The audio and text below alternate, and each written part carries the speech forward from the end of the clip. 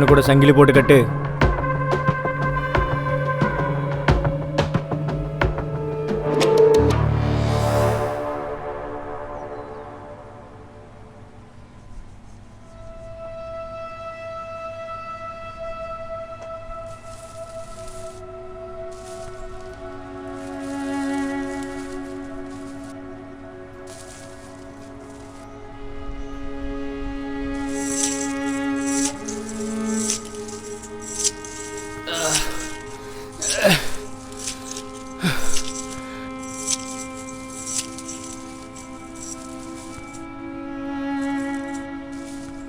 Sir నేను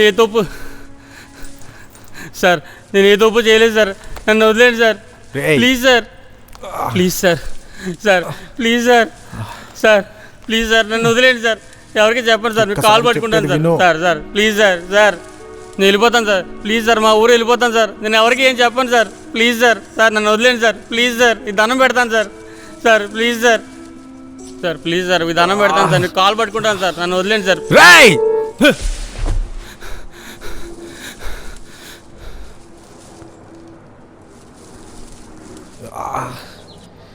చెప్పేది విను.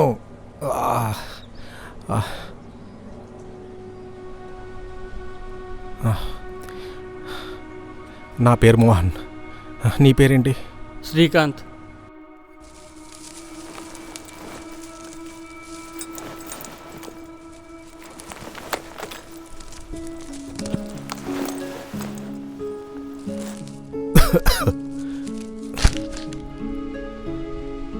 తాగు. నాకేమొద్దు, మా ఊరు వెళ్ళిపోతాను నేను.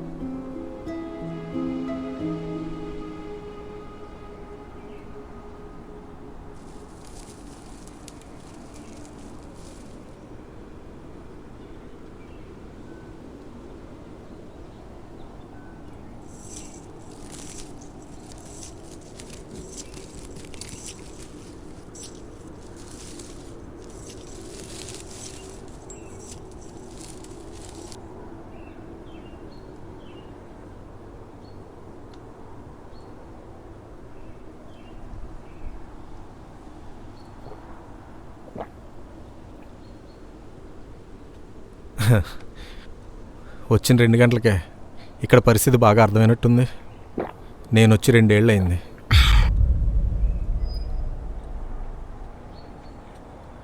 రెండేళ్ళ?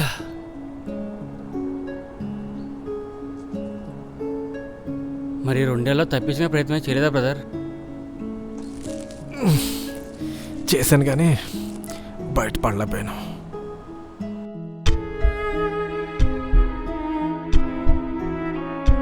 అంతా అమ్ముకుని అంత దూరం వెళ్ళడం అవసరమంటావా అయ్యా? ఇక్కడ ఉండే ఏం మారదు కదే, పిల్లల భవిష్యత్తు కోసం తప్పదు. రోజుకి ఒకసారైనా ఫోన్ చేస్తుండయ్యా, నీతో మాట్లాడకుండా నేను ఉండలేను.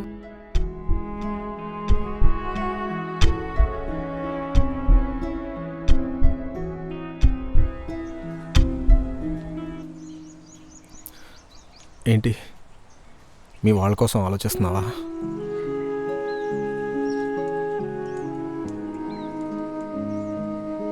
నా చాలా చిన్న కుటుంబం అన్న, అన్నీ అమ్ముకొని ఏదో సాధిద్దామని ఇంత దూరం వచ్చాను. కానీ ఇప్పుడు ప్రాణాలతో ఉండి వెళ్తాను లేదా కూడా తెలియట్లేదు. నేను నీకులాగే ఏదో చేద్దామని నేను దూరం వచ్చాను, కానీ ఇక్కడ చిక్కుకుపోయాను. ఏదో సాధించేద్దాం, ఏదో సంపాదించేద్దామని ఇంత దూరం వచ్చాను, కానీ 2 ఏళ్ళుగా ఇక్కడే ఉన్నాను.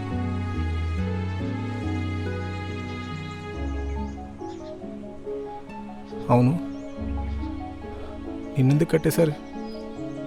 అసలు నువ్వేం చేసావు? ఇక్కడ దాకా ఎందుకు తీసుకొచ్చారు? అయ్యో అదే తెలియదన్నా.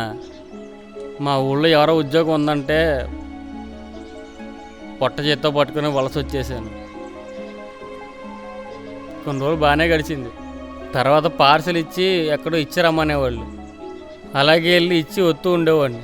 ఓ రోజు టీ తాగుదామని టీ కొడితే టీ తాగుతుంటే పక్కన ఎవరో పోలీసు అని కనపడితే సరదాగా నవ్వుతూ మాట్లాడాను అంతే.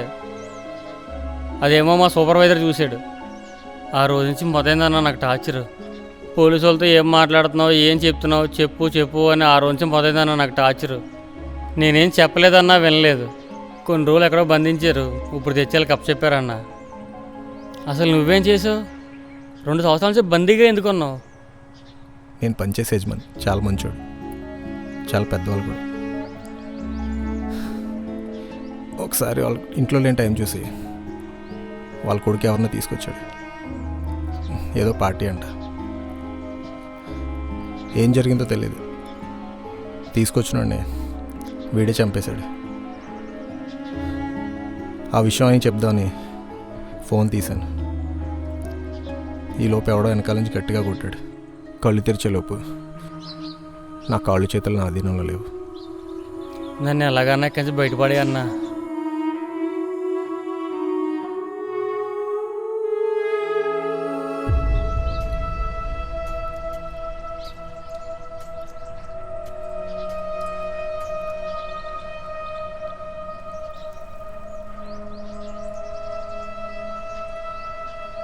నేను ఎలాగైనా ఇక్కడ తప్పించుకుంటాను. ఎలాగైనా తప్పించుకుంటాను. నేను తప్పించుకో.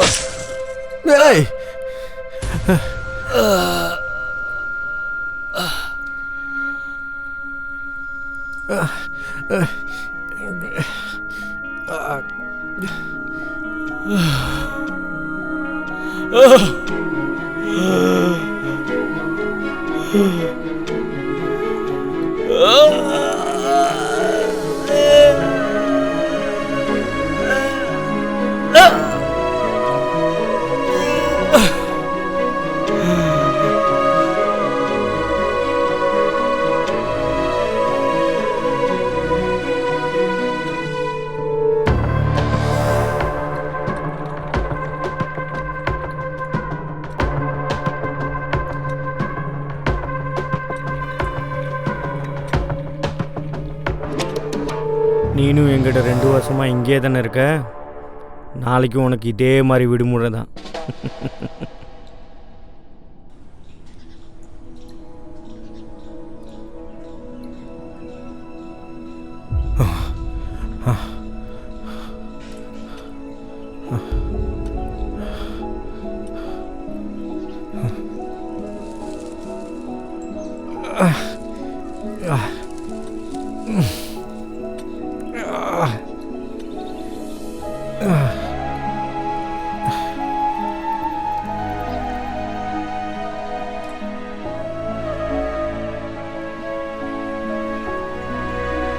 కూటు కోసం ఎన్నో తిప్పలు పడుతూ పొట్ట చేత పట్టుకుని పరాయి ప్రదేశాలకు చేరి పరుల వంచిన ఇలాంటి మచూరీల వలలో చిక్కుకున్న వారెందరూ. అలాంటి వారి ఎంతోమంది కథలను ఆధారంగా ఈ లఘు చిత్రం తీయడం జరిగింది. ఎక్కడెక్కడో ఉన్న వలస కార్మికులందరూ తమ గూటికి త్వరగా క్షేమంగా చేరుకోవాలని, వారి కుటుంబాలతో సుఖంగా ఉండాలని కోరుకుంటూ అటువంటి వారందరికీ మా ఈ వలస పక్షులు లఘు చిత్రం అంకితం. మీ మాస్ మామా శ్రీకాంత్.